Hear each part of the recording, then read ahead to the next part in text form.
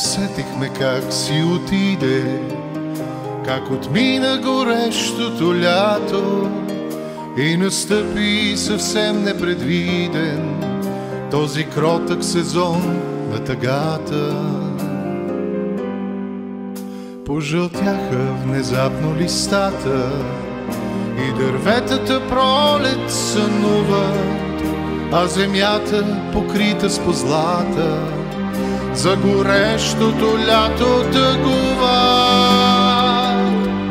Ах, дали ще дочакам отново звън камбанен на луди капчуци, красотата на нежното слово, нежността на красивите звуци. Ах, дали ще дочакам кукиче да надникне от преспа голяма и едно непознато момиче да се сгуши под моето рамо.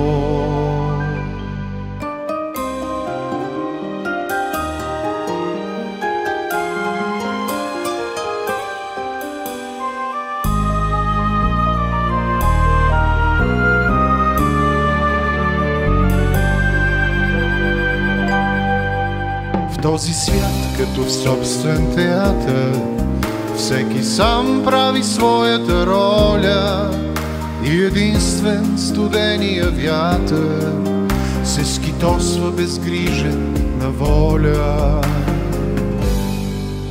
Ще посрещнем и снежната зима, но какво ли ни чака след нея?